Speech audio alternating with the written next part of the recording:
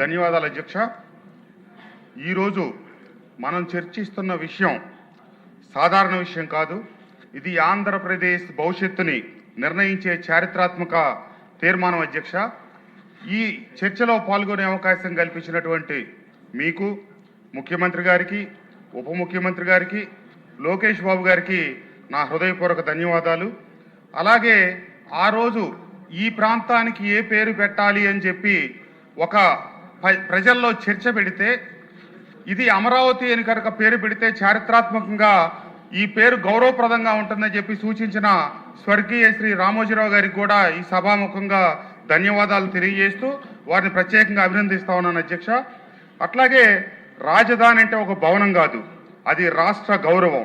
అమరావతి అనేది కేవలం ఒక నగరం కాదు, ఇది రైతుల నమ్మకం, ప్రజల ఆశ, భవిష్యత్తు తరాల ఆకాంక్ష. వేలాది రైతులు తమ పంట భూములు ఇచ్చారు. వాళ్ళు ఇచ్చింది భూమి కాదు, తమ జీవితాన్ని పెట్టుబడి పెట్టారు. ఆ నమ్మకం నిలబెట్టడం మనందరి బాధ్యత. అంతేకాకుండా అధ్యక్ష, ఆ రోజు 2019 నుంచి 24 వరకు ఈ ముఖ్యమంత్రి మన చంద్రబాబు నాయుడు గారు చెప్పినట్టు ఆ కౌరవ సభలో దురదృష్టవశాత్తు నేను కూడా ఒక సభ్యుడినే. ఆ రోజు ఆకస్మికంగా జగన్మోహన్ రెడ్డి గారు లెగిసి 3 రాజధానుల ప్రతిపాదన పెట్టారు. పెట్టగానే నేను ఆ వెనక కూర్చొని ఉన్నాను అధ్యక్ష. వెంటనే చుట్టుపక్కల ఉన్న సభ్యులకు చెప్పాను, భస్మాసురుడు తన నెత్తిని తను చేయి పెట్టుకుంటా ఉన్నాడు, ఇది ఖచ్చితంగా అతని పత్రానికి దారి తీస్తా ఉందని చెప్పి. సరే, తర్వాత కాసేపటికి సాయంత్రం తెల్లారో కృష్ణా గుంటూరు జిల్లా శాసనసభ్యులు, అలాగే ఓడిపోయిన వాళ్ళు, గెలిచిన వాళ్ళందరినీ ముఖ్యమంత్రి గారింట్లో, ఆనాటి జగన్మోహన్ రెడ్డి గారింట్లో సమావేశం ఏర్పాటు చేసి సజ్జల రామకృష్ణారెడ్డి గారు అలాగే బొత్స సత్యనారాయణ గారి నాయకత్వంలో మీటింగ్ ఏర్పాటు చేశారు ముఖ్యమంత్రి గారింట్లో. ఈ 2 జిల్లాల వాళ్ళకి ఎక్కువ సమస్య ఉంటుంది కాబట్టి, ప్రజలకు మీరు జవాబు చెప్పాలి కాబట్టి ఈ సమావేశం ఏర్పాటు చేశాం. మీరు ప్రజలకు నచ్చ చెప్పాలి, కొద్దిగా మీకు రాజకీయంగా ఇబ్బంది ఉన్నప్పుడు కూడా మీరు ప్రభుత్వ నిర్ణయాన్ని మీరు మద్దతు ఇవ్వాలి అని చెప్పడం జరిగింది. ఆ రోజు వరకు 151 సీట్లు వచ్చినాయని విర్రవీగుతున్న జగన్మోహన్ రెడ్డి గారిని ఆయన ఇంట్లో ఆయన ఏర్పాటు చేసిన సమావేశంలో వ్యతిరేకించిన తొలి శాసనసభ్యుడు నేను. 1.5 సేపు సమావేశం జరిగింది అధ్యక్ష. నేను మొట్టమొదట ఎవరు మాట్లాడతారంటే నేను మాట్లాడతానని చెప్పి లేచి నిలబడ్డాను. ఆ రోజు అదే సభలో యార్లగడ్డ వెంకట్రావు గారు ఉన్నారు. ఈరోజు సభలో ఉన్న మంత్రి పార్థసారథి గారు కూడా ఉండటం జరిగింది. తొలిగా నేనే మాట్లాడతానని చెప్పి అవకాశం తీసుకుని మాట్లాడాను. అమరావతిని చంపడం సరైన నిర్ణయం కాదు.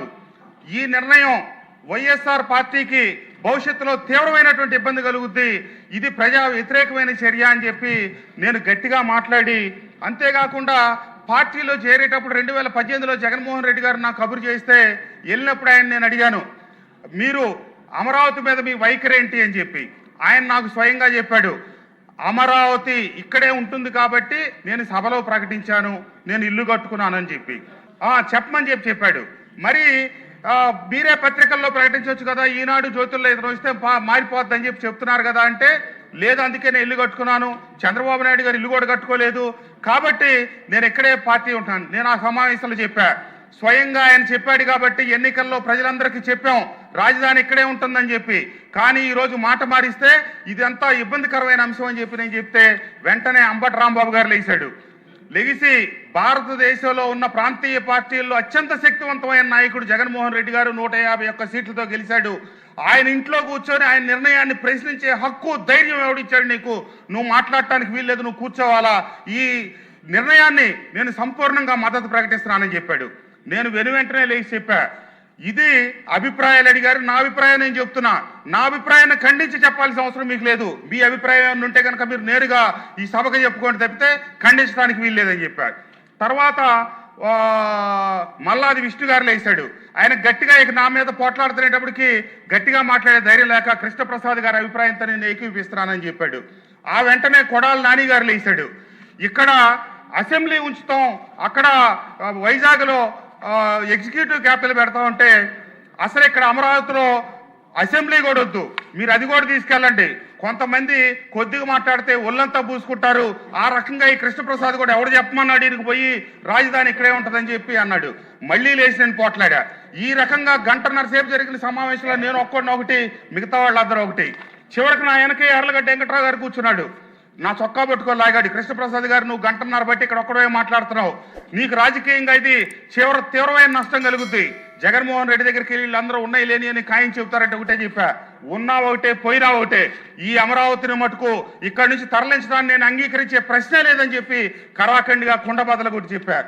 అదే రోజు సాయంత్రం ఇంటికి వెళ్ళగానే మా నాన్నగారు చెప్పారు, ఈ వెధవ ఎమ్మెల్యే పదవి ఎంతసేపు, నువ్వు దయచేసి అమ్మటే రాజీనామా చేయని చెప్పారు. నేను చెప్పా, ఇప్పుడు కనుక నేను రాజీనామా చేసి బయటికి వెళ్తే వెంటనే మళ్ళీ ఉప ఎన్నిక వస్తుంది. ఈ రోజున అతనున్న స్థితికి ఈ ఎన్నిక కనుక నిర్వహిస్తే అతనుకున్న అధికార బలంతో, అతనుకున్న డబ్బుతో ఖచ్చితంగా మళ్ళీ గెలిపిస్తాడు అక్కడ ఎవరొకళ్ళని క్యాండిడేట్గా పెట్టి. అది మళ్ళీ అమరావతికి తీవ్రమైన నష్టం జరుగుతుంది. ఎందుకంటే నిజమైన ప్రజాభిప్రాయాన్ని బయటికి చెప్పగలిగే స్థితి ఆ రోజు లేదు. కాబట్టి పార్టీలోనే ఉండి నేను చేయదగ్గ పోరాటం చేస్తాను అని చెప్పి ఆ రోజుకు ముందుకు సాగటం జరిగింది. అంతేకాదు అధ్యక్ష, ఇంకొక చిన్న విషయం జరిగింది. మళ్ళీ తర్వాత 3 రాజధానులకు అనుకూలంగా, అమరావతికి వ్యతిరేకంగా నన్ను మాట్లాడమని నేను అసెంబ్లీకి వస్తూ ఉంటే ప్రకాశం బ్యారేజ్ మీద ఉండగా శ్రీకాంత్ రెడ్డి గారు ఫోన్ చేశాడు. ఫోన్ చేసి అర్జెంటుగా రండి, మీరు అమరావతికి వ్యతిరేకంగా మాట్లాడాలి, 3 రాజధానులకు అనుకూలంగా మాట్లాడాలని చెప్పి రాగానే నా చేతిలో కాగితాలు పెట్టారు. మీరు ఇదిగో మాట్లాడండి, ఫ్లాష్ బ్యాక్ వచ్చారు, అయిపోతున్నారు, ఒక్క నిమిషం అయిపోతుంది, మీరు మాట్లాడండి అని చెప్పారు. నేను మాట్లాడను, 3 రాజధానులకు అనుకూలంగా మాట్లాడను, మా ప్రాంతానికి వచ్చే రాజధాని కాదని ఆయన ఏలిపెట్టి నా కను నేను పొడుచుకోనని చెప్పా.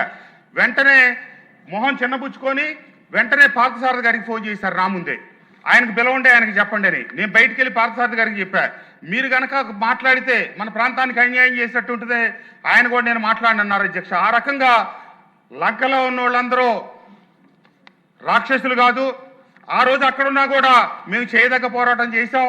ఇక అంతకు మించి చేయాలంటే మీకే పరిస్థితి వచ్చేదో మాకదే పరిస్థితి వచ్చేది అధ్యక్ష. కాబట్టి మీకు తెలుసు మేము చేయదగ్గ పాత్ర మేము పోషించాం. కాబట్టి అంతేకాకుండా అమరావతి మీద ఒక అపోహ సృష్టించారు. ఇది రాష్ట్రంలో ఉన్న డబ్బంతా ఊడ్చిపెట్టి ఈ అమరావతిని అభివృద్ధి చేస్తున్నాడు చంద్రబాబు నాయుడు గారు. ఎక్కడెక్కడ డబ్బు ఈ అమరావతిని అభివృద్ధి చేయడానికి సరిపోతుంది తప్పితే రాష్ట్ర అభివృద్ధికి ఉపయోగపడదని చెప్పి. కానీ నేను ఒక బిల్డర్గా ఒక మాట చెప్తా ఉన్నాను అధ్యక్ష, 1 ఎకరం 2 ఎకరాలు ఇప్పుడు డెవలప్మెంట్ తీసుకోవాలంటే 20 కోట్లు 25 కోట్లు డిపాజిట్లు పెడితే తప్పితే అభివృద్ధి చేయడానికి కూడా భూములు ఇవ్వని పరిస్థితుల్లో ఒక దార్శనికుడు నమ్మి 34,000 ఎకరాలు రైతులు చేతిలో పెట్టారంటే ఎంత గొప్ప విషయం. ఇది ఒక కొత్త ఒరవడి. ఒక 100 ఎకరాల భూమి తీసుకున్న ఒక బిల్డర్ గనక అభివృద్ధి చేస్తే అతనికి 5 తరాలకు సరిపడే డబ్బు వస్తూ ఉంది. చంద్రబాబు నాయుడు గారు నమ్మించిన 34,000 ఎకరాల భూమి వల్ల ఈ ఆంధ్ర రాష్ట్ర ప్రజలకు ఇందాక ఎవరో చెప్తా ఉన్నారు, సంవత్సరానికి సరాసరిన సగటున 14,000 కోట్ల ఆదాయం వస్తుంది.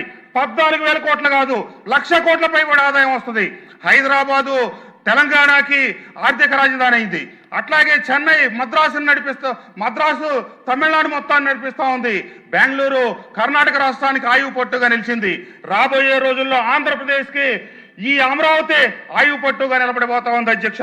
కాబట్టి ఆ చేసే దుష్ప్రచారాలు ఈ ఆంధ్ర రాష్ట్ర ప్రజలెవరు మనసులోకి తీసుకోవద్దని, అలాగే 3 రాజధానులంటే అది ఒక అయోమయం, అది ఒక వంచన, మాట తప్పటం మడమ తిప్పటం. ఏదైతే ఆయన వచ్చి నేను ఇంకా గొప్పగా ఒక్క అవకాశం ఇవ్వండి గొప్ప అభివృద్ధి చేస్తానంటే చేసిన విధ్వంసం చూశారు. కాబట్టి రాబోయే రోజుల్లో కూడా వికేంద్రీకరణ అంటే పరిశ్రమలు రావాలి, జిల్లాలకు వెళ్ళాలి, రాష్ట్రం మొత్తానికి ఉద్యోగాలు రావాలి, అభివృద్ధి సమానంగా జరగాలి. ఈ రోజు మనం తీసుకునే ఈ నిర్ణయం రాజకీయ నిర్ణయం కాదు, చరిత్రలో శాశ్వతంగా నిలిచిపోయే ఒక గొప్ప సందర్భం.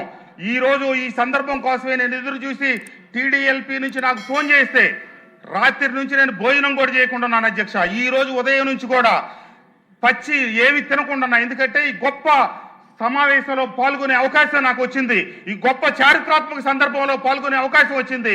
ఒకనాడు గాంధీ గారి పోరాటంలోనో లేకపోతే ఇంకొక సుభాష్ చంద్రబోస్ గారి పోరాటంలో మనం కలిసి ఉండకపోవచ్చు, కానీ ఒక దార్శనికుడు ఈ రాష్ట్రాన్ని బాగు చేసే క్రమంలో మనం అందరం ఆయనతో పాటు అండగా నిలబడాలని చెప్పి తెలియజేస్తూ ముగించే ముందు అధ్యక్ష, అమరావతి మన హక్కు, అది మన బాధ్యత, అది మన భవిష్యత్తు అని చెప్పి తెలియజేస్తూ ఈ కార్యక్రమానికి ముఖ్యమంత్రి గారు తీసుకున్న ఈ గొప్ప చారిత్రాత్మక నిర్ణయానికి మద్దతు తెలియజేస్తూ తప్పకుండా కేంద్ర ప్రభుత్వ సహకారంతో కూటమి ప్రభుత్వ నాయకత్వంలో రాబోయే రోజుల్లో ఆంధ్రప్రదేశ్ సమగ్రంగా అభివృద్ధి చెందాలని, రాజధాని రైతుల కలలు సాకారం కావాలని చెప్పి ఆకాంక్షిస్తూ ఈ అవకాశం ఇచ్చిన పెద్దలందరికీ నా హృదయపూర్వక ధన్యవాదాలు, నమస్కారాలు తెలియజేస్తూ సెలవు తీసుకుంటా ఉన్నాను.